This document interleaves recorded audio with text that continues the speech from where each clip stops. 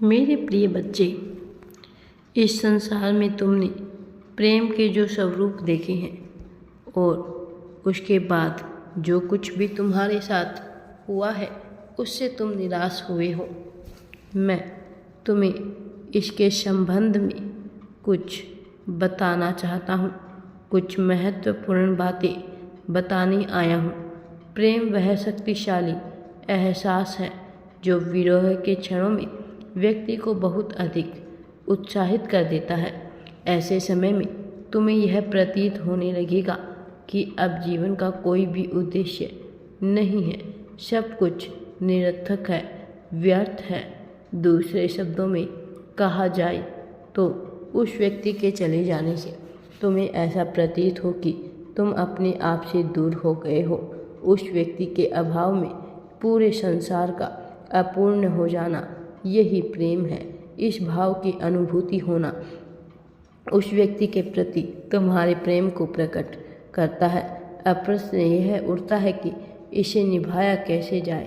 प्रेम निभाना उतना ही कठिन है जितना कि अनुभव करना।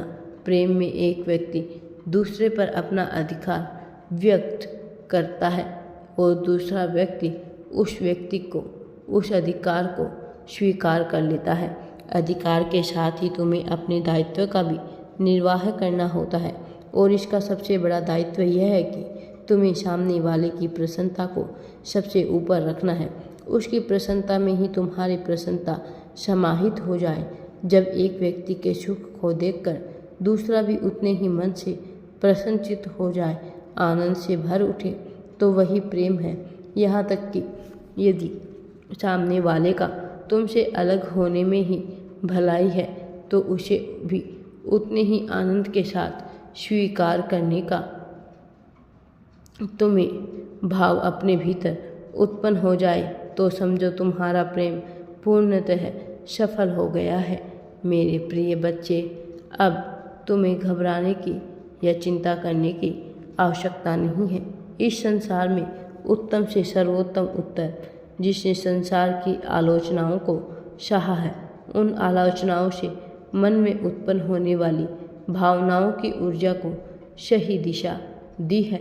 मन जब जब गलत की ओर अग्रसर हुआ है, उसे सही की ओर खींचकर लाने वाला व्यक्ति ही अंदर और बाहर दोनों में सफल है। तुम संसार की इतनी नकारात्मकता से घिरे हुए हो कि तुम्हारा मन केवल नकारात्मकता की ओर ही भागता रहता है। तुम्हें इसे रोकना होगा।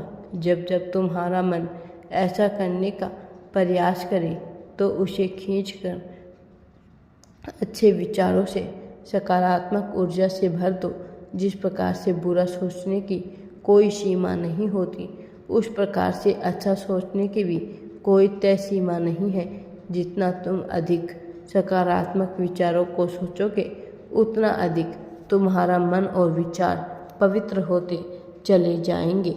मेरे प्रिय बच्चे, इस सकारात्मकता से प्राप्त ऊर्जा केवल तुम्हारे लिए ही नहीं, अपितु तुम्हारे ऊर्जा क्षेत्र में आने वाले प्रत्येक व्यक्ति को प्रभावित करेगी। इस दुनिया में तुम्हें अपना गुरु स्वयं को नहीं, समय को बनाना होगा। समय के सिखाए हुए सबक तुम्हें कभी भी पराजित और परेशान नहीं होने देंगे। समय के साथ मिले अनुभव जीवन के हर मोड़ पर तुम्हारे निर्णयों में तुम्हारा साथ देंगे और तुम्हें सही दिशा भी दिखाएंगे। मेरे प्रिय, तुम दूसरों के बारे में सोचकर बेहद ही परेशान हो जाते हो, परंतु ऐसा करना छोड़ दो। यदि तुम्हारी नीयत और अंतर आत्मा पवित्र है तो इस बात का कोई असर नहीं पड़ता कि संसार तुम्हारे बारे में क्या सोचता है। तुम केवल अपनी नीयत के कारण ही इस दुनिया में जाने जाओगे। इसके अतिरिक्त अन्य कुछ मायने नहीं रखता है। यदि कहीं तुमसे त्रुटि हो भी गई तो उसे तुरंत सुधार लो और सही रास्ते पर अग्रसर हो जाओ। अपनी गलती मानना झाड़ू लगाने के समान है। गंदगी को साफ करने के लिए ये स्वीकार करना पड़ता है कि गंदगी है, इसके बाद ही तो झाड़ू लगाओगे। और एक बार आत्म अवलोकन की झाड़ू लग गई तो वे तुम्हें साफ, स्वच्छ और सुंदर भविष्य संसार दिखाई देगा। मेरे प्रिय बच्चे, यही तुम्हारे दुखों को हरने का सबसे अच्छा माध्यम भी है। तुम्हें नकारात्मक सोच नहीं रखनी है। कुछ अच्छा और बड़ा करने के लिए हमेशा अवसर खोजते रहते हो या अच्छे अवसर की प्रतीक्षा करना क्या एक अच्छा महत्व अवसर नहीं है? इससे अधिक अच्छा अवसर और क्या चाहिए तुम्हें? किसी अवसर अथवा व्यक्ति की प्रतीक्षा में बैठे रहोगे तो क्या हासिल होगा? सिर्फ समय नष्ट होगा। सदा प्रसन्न रहने का एक ही तरीका है, सबसे पहले अकेले हो जाओ, अपने आप से खुश रहना सीख जाओ। मेरे प्रिय बच्चे, अपने आप में आनंदित होना सीख जाओ, स्वयं से प्रेम करना सीख जाओ। जब भी तुम्हारे आसपास कोई न हो तो भी तुम आभार व्यक्त करो, इतने प्रसन्नता कि तुम किसी की करने का विचार कर रहे थे, अब तुम स्वयं से संपूर्ण हो चुके हो। मेरे प्रिय, तुम्हें अब किसी की प्रतीक्षा नहीं होगी। कोई आ गया तो अच्छा है, यदि ना आया तो भी तुम प्रसन्न नहीं रहोगे। तब तुम और तुम्हारा मन इस स्थिति को प्राप्त कर लेंगे तो वही सही समय होगा किसी भी प्रकार के संबंध को आगे बढ़ाने का। अब जब तुम आगे बढ़ोगे तो किसी रंक की भांति नहीं, अपितु एक राजा की भांति आगे बढ़ते जाओगे। तुम्हें सफलता प्रदान करने और प्रबल प्रसन्नता बांटने वाले बनोगे। जब तुम इस स्थिति में पहुंच जाओगे तो तुमसे मिलने वाला मेरे प्रिय बच्चे अब तुम्हारे साथ ही रहेगा, कभी तुम्हें छोड़कर नहीं जा पाएगा। इस स्थिति का अपना ही एक सम्मोहक होता है। तुम जितने भी सफल होकर बड़े क्यों ना बन जाओ मेरे प्रिय, लेकिन कभी भी स्वयं को उस व्यक्ति से बड़ा मत समझना जिसने हाथों को थामकर तुम्हें सफलता की ये सीढ़ी चढ़ाई है। मेरे प्रिय, ये इस बात को दर्शाता है कि तुम्हारा मन पर शासन है, मन का तुम पर नहीं। कभी तुम सच्चे मायने में पूर्णतः सफल हो जाओगे।